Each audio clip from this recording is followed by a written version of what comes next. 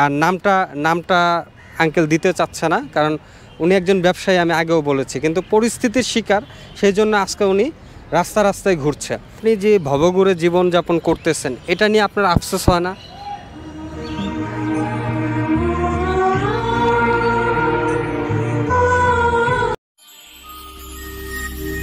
শুভ বাংলাদেশ।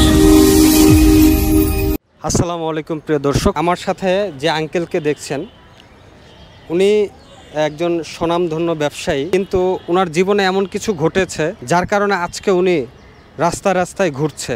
আমি ওনার মুখ থেকে একটু শুনবো, আপনাদেরকে শোনাবো। আসসালামু আলাইকুম। ওয়ালাইকুম আসসালাম।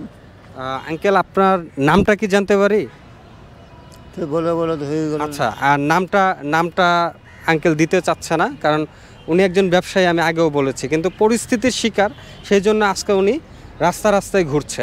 আমি একটু জানবো যে আপনার জীবনে এমন কি ঘটেছিল যার কারণে আপনি লাখ লাখ টাকার ব্যবসা রেখে আজকে রাস্তায় ঘুরছেন, এবং কি ধরনের ব্যবসা করতেন আপনি একটু বলবেন পুরো ব্যাপারটা।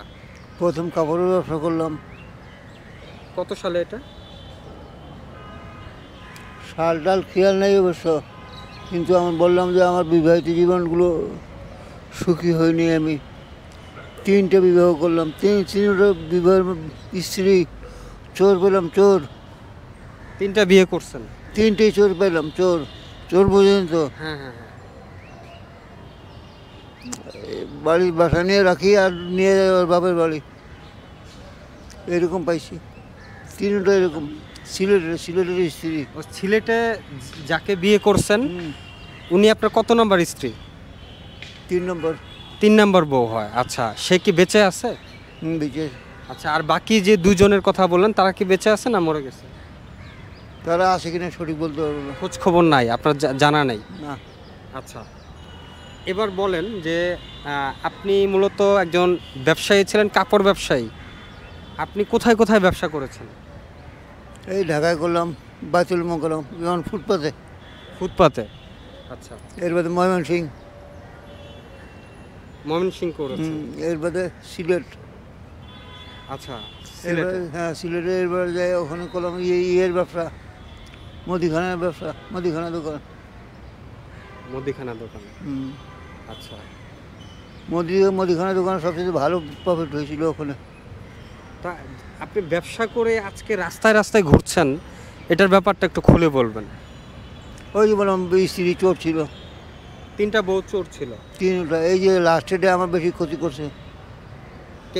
ক্ষতিটা কি রকমের ক্ষতি এবং কিভাবে করেছে?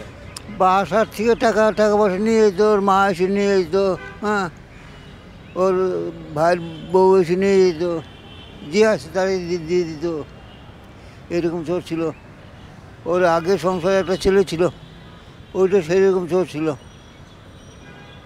আচ্ছা, আপনার কোনো সন্তান আছে? আবার বললাম একটা ছেলে আছে, একটা মেয়ে আছে।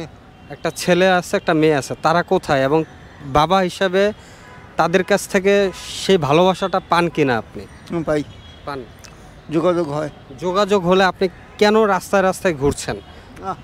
ছেলেটা তো লেখাপড়া করে, মেয়েটা বিয়ে হয়ে গেছে। আচ্ছা, ছেলেটার দায়িত্ব কে নিয়েছে? আপনি পালন করতে পারেন? আমি তো করি। আপনি করেন। এখন বর্তমানে আপনার যে অবস্থা, আপনি একজন ব্যবসায়ী ছিলেন, এখন আপনার ইনকাম বা আয় রোজগারের ব্যবস্থাটা কী? প্রতি মাসে 2000 টাকা দিই আমার ছেলে। প্রতি মাসে? আচ্ছা, এটা তো লেখাপড়া হয়ে যায়। উনি কিসে পড়তেছে এখন? হাফিজি মাদ্রাসায় পড়তেছে। আচ্ছা,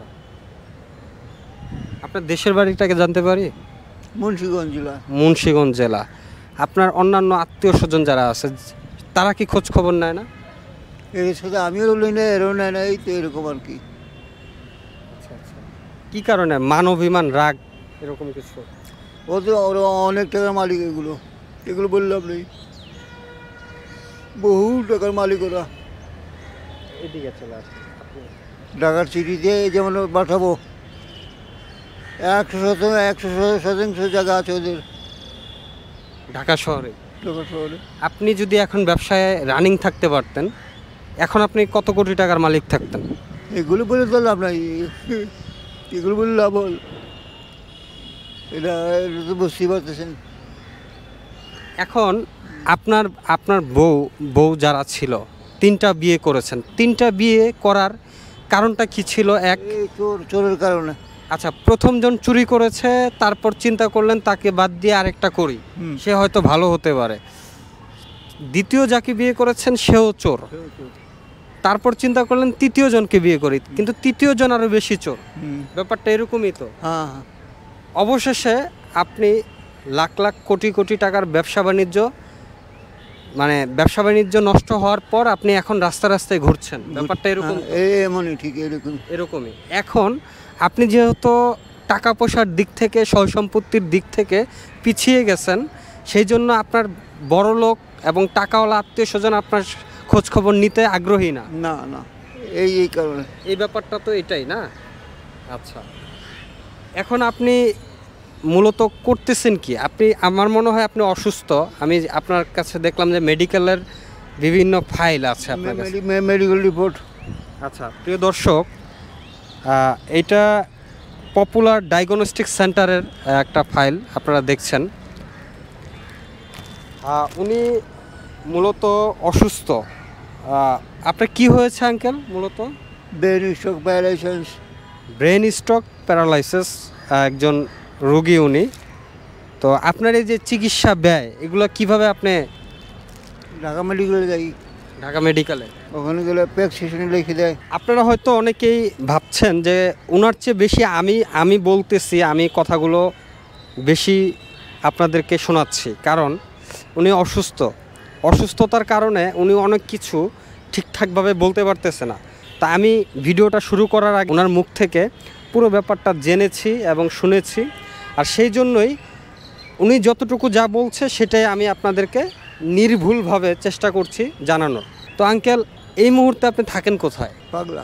নারায়ণগঞ্জ পাগলায় থাকেন। আচ্ছা, তার মানে আপনি যে ভবঘুরে জীবনযাপন করতেছেন, এটা নিয়ে আপনার আফসোস হয় না?